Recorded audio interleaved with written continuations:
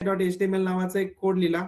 त्याच्यामध्ये आपण हेड सेक्शनच्या सहाय्यानं टायटल YCTI सॉफ्टवेअर कंपनीचं टायटल या ठिकाणी दिलेलं आहे. त्याच्यामध्ये हे टॅग एंड केला आहे. बॉडीमध्ये welcome to YCTI software company हे आपण या ठिकाणी कंपल्सरी दिलेलं आहे. ओके, तर नेक्स्ट पार्ट मध्ये आपण काय करणार आहोत, H1 टॅग आपला कंप्लीट झाला आहे. आपण P टॅग मध्ये सुद्धा आपण आपला कोड लिहिणार आहोत.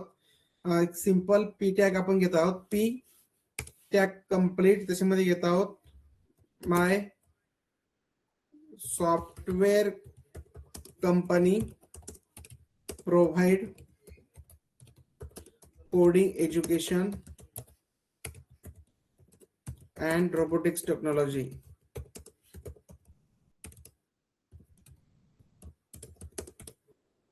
End of P tag. P टॅगचं काम या ठिकाणी संपलेलं आहे. ठीक आहे, एक सिंपल बटन तयार करूया आपण. बटन तयार करण्यासाठी मी बटन टॅग घेतो. बटन, त्याला नाव देऊ आपण save data. End off button. एक सॅम्पल कोड तयार करतोय आपण. त्याच्यामध्ये मी घेतोय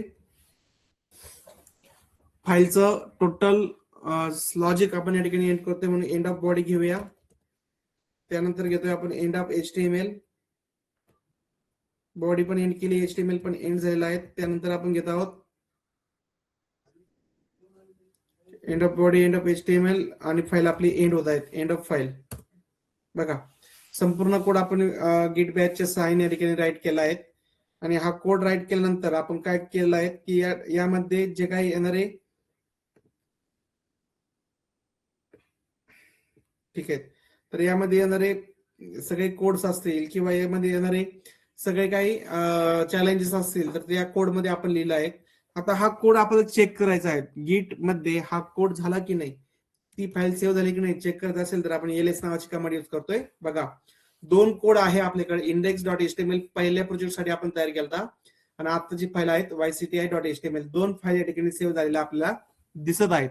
बघा, आपण काय करणार आहोत, आता जी काही फाईल आपण रन केल्या आहेत किंवा जी काही फाईल आपण या ठिकाणी सेव्ह केल्या आहेत ती सगळी फाईल एक सिंपल आपण काय करणार आहोत, नोटपॅड मध्ये ओपन करणार आहोत. मग नोटपॅड स्पेस कुठली फाईल ओपन करायची, YCTI.html ह्या नावाची ओपन करायची. एंटर दिलं, ती फाईल तुमच्या समोर ओपन झाली नोटपॅड मध्ये. ठीक आहे, आपण हा कोड नोटपॅड मध्ये लिहिलेला नाहीये. हा सगळा कोड आपण कोड लिहिलेला आहे गिट बॅश मध्ये आणि तो डायरेक्टली आपण कोड ओपन करतोय नोटपॅड मध्ये. आता आपल्याला आपला प्रोजेक्ट स्टार्ट करायचा आहे. मी स्टार्ट करेल आणि आपल्या वेबसाईटचं नाव देऊया YCTI.html आणि एंटर दिला, तो कोड तुमच्या वेब ब्राउझर वरती रन झालेला तुम्हाला दिसेल.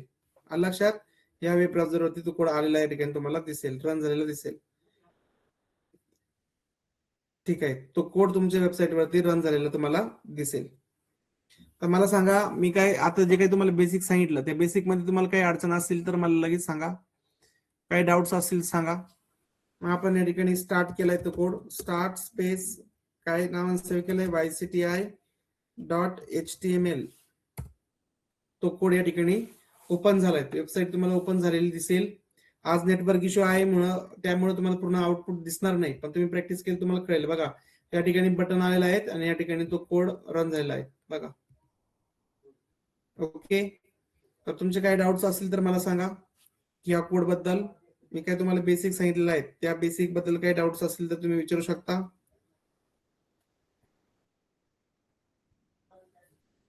सर, आजच्या नेटवर्क इश्यूमुळे तुम्ही एकदा परत उद्या सांगू शकाल का? हो सांगेल, काय अडचण नाही. तुम्हाला कळवलं नसेल ना तर मी पुन्हा एक्सप्लेन करतो. पण ऐका, माझा आवाज तुमच्यापर्यंत आलेला असेल तर मग मी तुम्हाला एक PDF शेअर करतो पूर्ण. सॅटर्डेला नेटवर्क इश्यू असतो इकडं, तर तुम्हाला तसं नेटवर्क इश्यूमुळे पूर्ण कळलं नसेल तर मी पुन्हा एक्सप्लेन करेल. सो डोंट वरी. पण तुम्हाला काय करायचे आहे, पुन्हा याच्यावरती प्रॅक्टिस करायची आहे. मी पुन्हा एकदा ट्राय करतो. मला एक सांगा, तुम्हाला स्क्रीन दिसते का सगळ्यांना?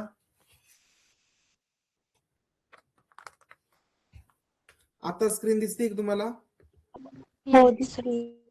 बरोबर, ठीक आहे. आज नेटवर्कचा प्रॉब्लेम, ठीक आहे. काहींना दिसत नाही, काहींना दिसते. नेटवर्कचा खूप प्रॉब्लेम चालू आहे त्याच्यामुळे दिसत नसेल. सो काही अडचण नाही, आपण उद्याच्या लेक्चरला घेऊया. ऐका, उद्याचं टायमिंग सांगा मला.